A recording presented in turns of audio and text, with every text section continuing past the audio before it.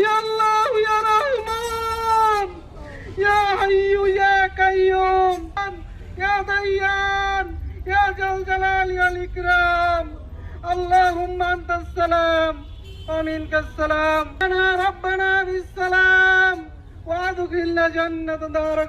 গুনাহ ভরা জিন্দেগি, জীবনে এমন কোনো ভালো ইবাদত নাই যা দিয়ে তোমাকে রাজি খুশি করব গো আল্লাহ।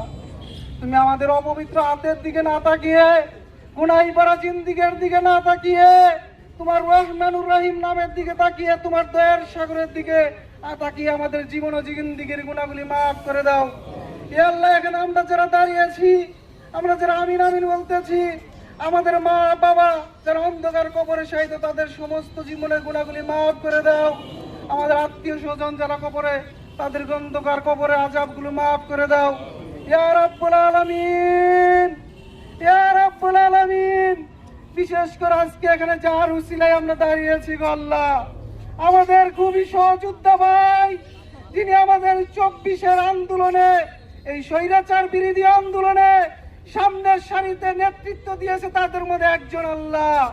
এ আল্লাহ, এই আন্দোলনে নেতৃত্ব দেওয়ার কারণে, এই ভারতীয় বিরোধী আন্দোলনে নেতৃত্ব দেওয়ার কারণে এই গত কয়েকদিন আগে তাকে গুলি করে হাসপাতালে পাঠিয়ে মৃত্যুর সাথে পাঞ্জালের অবশেষে তোমার দরবার হাজিরা দিয়েছে গো আল্লাহ। এ আল্লাহ, আমরা আমাদের পক্ষ থেকে হাদি ভাইয়ের জন্য তোমার কাছে পানা চাই আল্লাহ, তার সমস্ত জীবন ও জিন্দেগির গুনাহগুলি মাফ করে দাও আল্লাহ। আল্লাহ, হাদি ভাইয়ের সমস্ত জীবনের গুনাহগুলি মাফ করে দিয়ে তার নেক আমলগুলো কবুল করে নিয়ে ইয়ার সব বহু বহু বহু গুনাহ বাড়িয়ে দিয়ে তাকে জান্নাতুল ফেরদৌস নসিব করো। তাকে সমস্ত জীবনের গুনাহগুলো মাফ করে দিয়ে তার উসিলায় তার বংশধরদেরকে মাফ করে দিয়ে জান্নাতুল ফেরদৌস নসিব করো। ইয়া রাব্বুল আলামিন, ইয়া আল্লাহ, আমাদের ভাই আল্লাহ যিনি গুলি খেয়ে মারা গেছেন আল্লাহ, তাকে শহীদের মর্যাদা দেন আল্লাহ। শুহাদা উহুদ, শুহাদা বদর, শুহাদা খন্দকের শহীদদের মতো কবুল করে নাও আল্লাহ। ইয়া রাব্বুল আলামিন, মুহাজির হামজা রাদিয়াল্লাহু তাআলার মতো কবুল করে নেন আল্লাহ।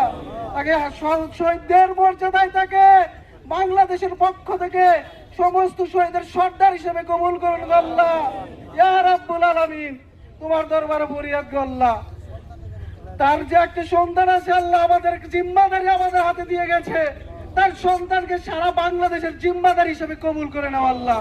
ইয়া রাব্বুল আলামিন, তার সন্তান যেন তার মতো একজন বীর সৈনিক হতে পারে, তিনি যেন বাংলাদেশের সামনের সারিতে নেতৃত্ব দিতে পারে, তার বংশধর যেন বাংলাদেশকে নেতৃত্ব দিতে পারে।